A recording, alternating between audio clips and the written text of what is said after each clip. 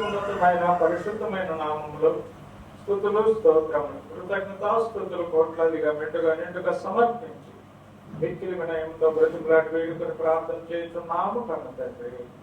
ఆమేన్. దేవుడు నమ్మదగిన వాడుగా మన జీవితంలో ఏ కార్యములు చేస్తున్నాడు. మొదటి యోహాను పత్రిక 1వ అధ్యాయము 9వ వచనం. మొదటి యోహాను పత్రిక 1వ అధ్యాయము 9వ వచనం. మనల్ని పవిత్రులుగా చేస్తున్నాడు. మనల్ని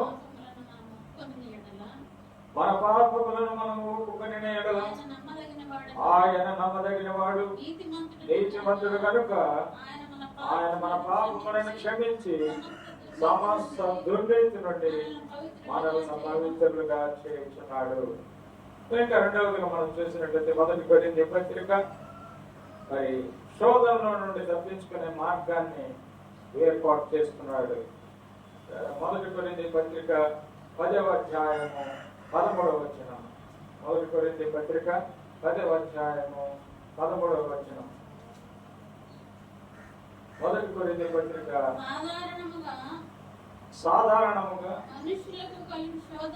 మనుషులకు కలిగే శోధనలు తప్ప మరి ఏది మీకు సంభవింపనేరవని దేవుడు నమ్మదగిన వాడని మీరు సహింపగలిగినంత కంటే ఎక్కువగా ఆయన మిమ్మల్ని శోధింపబడనీయడని అంతేకాదు సహింపగలుగుటకు ఆయన శోధనతో కూడా తప్పించుకున్న మార్గమును కలుగజేయును.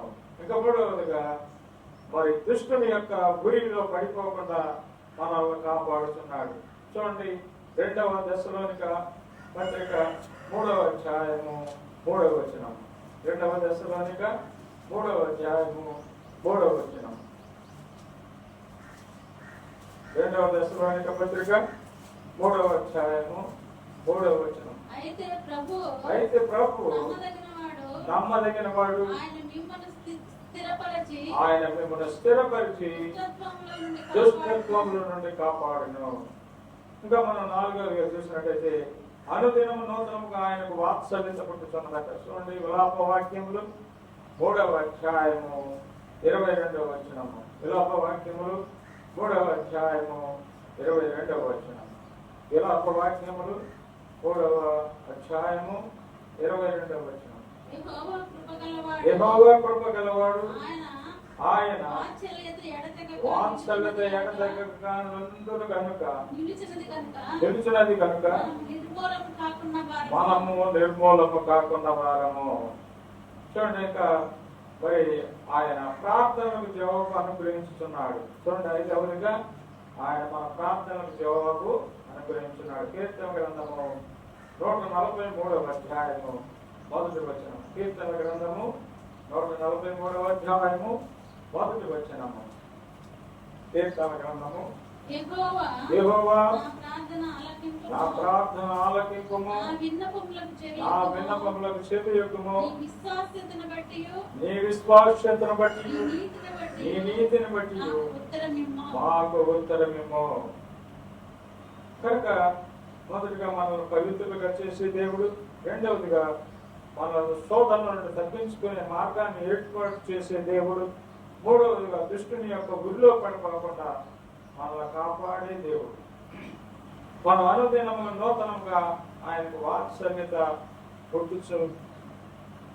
పుట్టించే మన పరమ తండ్రి. అలాగే మన ప్రార్థనలకు జవాబులు అనుగ్రహించుతున్నాడు కనుక మనం ఆయన స్తుతించే బుద్ధులమై కనుక దేవుడు ఆత్మ కనుక ఆయనను ఆరాధించే వారు ఆత్మతోనూ సత్యంతోనూ ఆరాధించాలని దేవుడు కోరుతున్నాడు.